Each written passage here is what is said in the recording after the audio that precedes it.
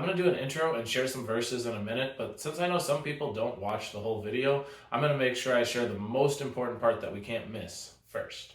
Try to picture this in your head.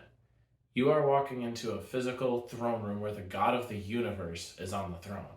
You have a busy day ahead, so you quickly tell God that you love him and that you want his help to make it through the day. Maybe you ask him to heal a sick family member or help you through some situation in your life, but you're not really expecting him to do anything about it.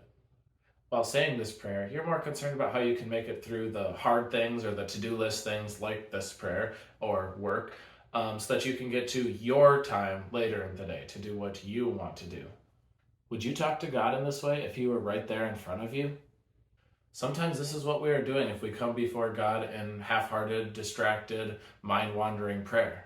Prayer is basically an opportunity that we definitely don't deserve to come into the presence of God and talk to him like we're talking to a friend and have him listen to us and care about the things that we're saying about and a lot of times actually do something about it.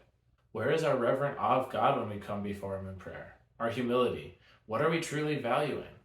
Now for the intro and why I started thinking about the topic of prayer in the first place. That does not mean click away from the video now.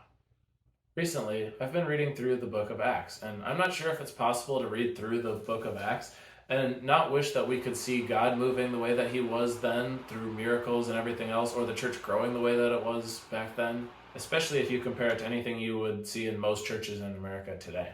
I believe one of the biggest reasons that the church was growing so much then and God was moving the way that he was then compared to now is that there seemed to be a whole other level of devotion to prayer and even to fasting during this time period.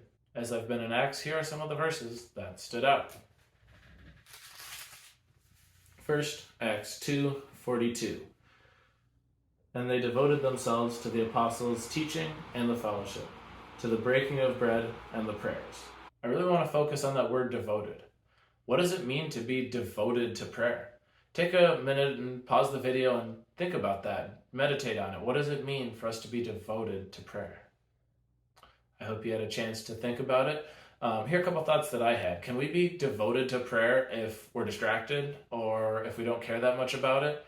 Is it being devoted to prayer if we spend 5, 10, 15, even 20 or 30 minutes in prayer? What amount of time makes it being devoted? This next verse comes after deacons were appointed to carry out some of the specific tasks of the church. The apostles, however, said, "But we will devote ourselves to prayer and to the ministry of the word." When I first read this verse, I found it interesting that prayer was listed right next to ministry as the two things that the apostles were devoted to. It was almost as big of a devotion to them as ministry, and they traveled all over the place doing ministry. And another example is in Acts 13, verses 2 and 3. While they were worshiping the Lord and fasting, the Holy Spirit said, "Set apart for me Barnabas and Saul, for the work to which I have called them." Then, after fasting and praying, they laid their hands on them and sent them off. To be considered fasting, that probably would mean they were spending at least a day not eating food so that they could be relying on God and focusing on spending time in prayer, being devoted to prayer over this situation. And it seems like they were praying before the Holy Spirit revealed to them to send Barnabas and Saul out and fasting. And then afterwards, they again fasted and prayed over that ministry journey. So probably at least a day on either side of that. Now, that's truly being devoted to prayer. As these verses and thoughts about prayer have been going through my mind, here's what I've decided to do. First, I've started kneeling as I pray. Not because I have to, but because it helps me show reverence to God, and it helps me focus. If I'm taking the extra effort to get into a specific position to pray, I'm more likely to be focused on that prayer and care about the thing that I'm actually praying about.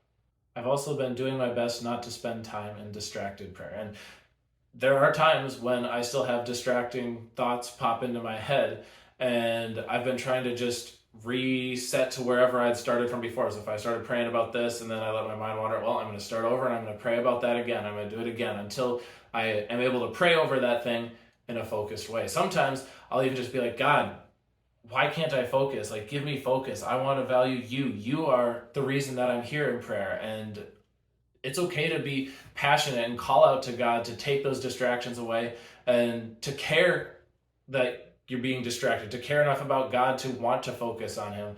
And I think that's something that's a little bit hard to do, not something that many people typically do, but at least when I'm alone in my personal quiet time, that's something I've done sometimes recently, just crying out to God to let me focus, to help me be devoted to Him in prayer.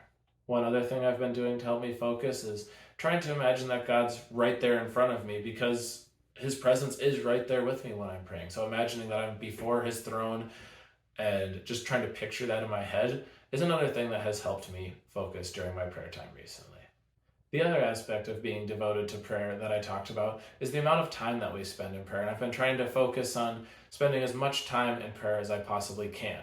One thing that I've done to help me do that is I've started keeping a stopwatch running on my watch that tracks how much time I spend in prayer each day. Just start it when I start praying and stop it when I stop. That way, at the end of the day, I have my total time that I spent in prayer. I also have a tracker on my phone of how much time I spend on my phone. Then in the evening, I try to look at those and see what the balance is.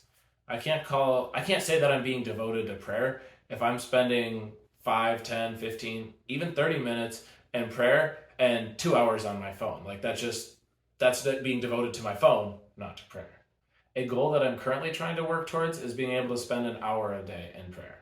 Now, that is a big and challenging goal, and I've been able to spend an hour in prayer on a few days during the last few weeks, but not as many as I'd like. So maybe a better starting point or more manageable goal would be to spend 30 minutes consistently every day in prayer.